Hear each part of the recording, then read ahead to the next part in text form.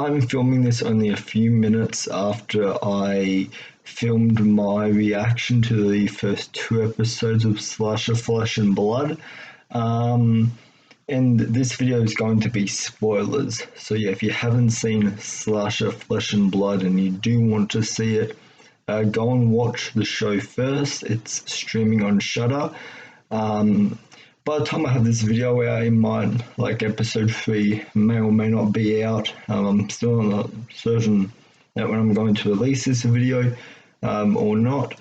But yeah, it's important that you go watch the first two episodes before you watch this video, because I will be going into a lot of story elements here. This isn't going to be like a spoiler review of the first two episodes. I'm just going to be giving you my theory on who I think the potential final killer could be in Slasher Flesh and Blood. And I know a lot of people will say, but Dev, we are early on in this show. How can you predict this person's going to be the killer? Watching these two episodes, I have looked at certain things like from a realistic standpoint and looking at the family dynamic that is set up in the first two episodes, and to me this would make the most sense for this person to be the killer. So there's this character Vincent, which we don't see him until episode 2. That's technically incorrect. More like the last 15 seconds of episode 1, where we see him take off the hood and then show his face to everybody, and then everybody is shocked, wow, he's back and all that. Because when Vincent, I think that's his name at least. Because when Vincent was a young kid, he was abducted by these two guys. Apparently, they went to this island wanting to find something, and Vincent was taken and abducted. And it's been this show in present day takes place, I think this is the 25th anniversary of Vincent's disappearance.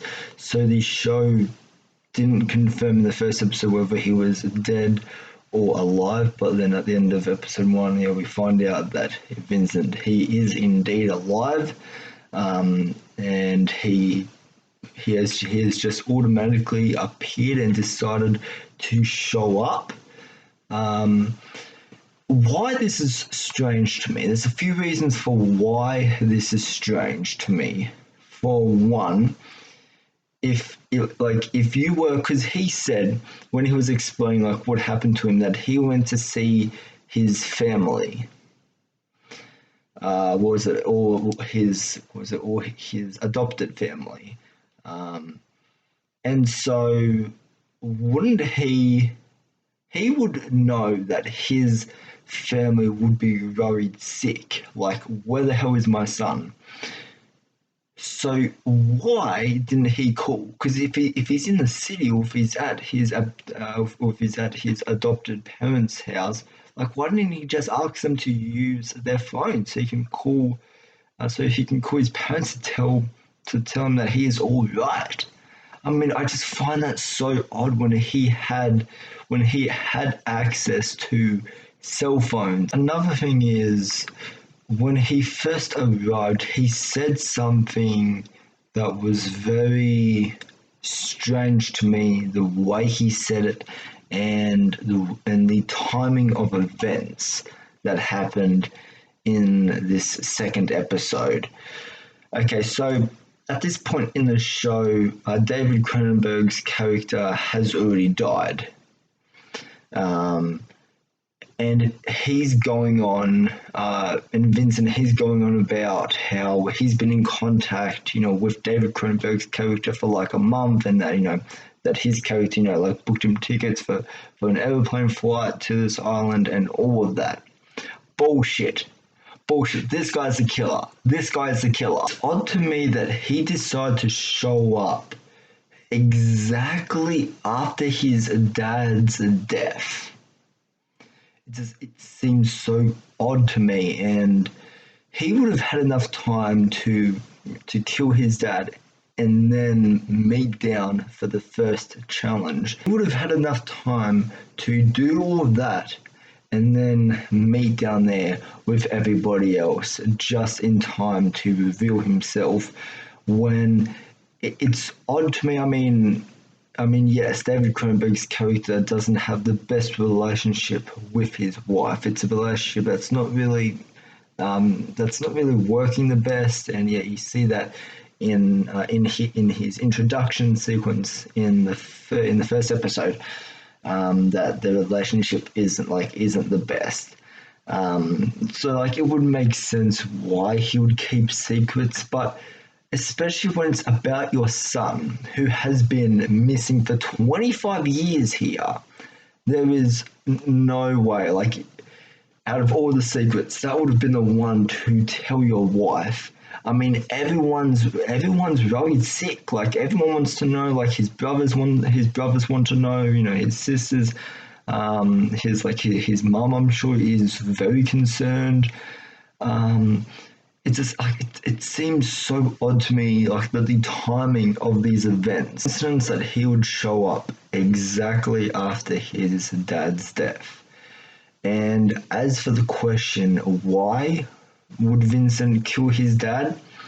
That's another question I've been thinking a lot about. So Vincent went missing 25 years ago, and any normal father would go looking for their son if he went missing or if he's been gone for like even a few hours, but like let alone 25 years here. Like he would have sent out like a search party, and since he's rich, he would have access, to pull off, like a big search party to hire people, to look for his son. But as for what we have learned in the first two episodes, he has done nothing of the sorts. So, like, that would make sense for Vincent to have a grudge against his father for not searching for him or for not caring for him, because that is the duty that is the duty of a father. Another thing that is odd to me is when he's talking to his brother about, like, why he's been missing for 25 years, what he has been doing this whole time. Like, there is a large chunk of that story that he is not telling. Like, he goes from from these guys who took him on the boat to being in a warehouse, and being there for a couple of weeks. From there, going to see his adopted parents and all that. And it's just like it makes no sense. Like, wouldn't you, like, once you got free, I'm not sure what that whole like relationship is there, why he was at the warehouse, or why those guys on the boat wanted him. Like, I'm still curious to know the answers to those questions if this show ever does address, which I hope it does.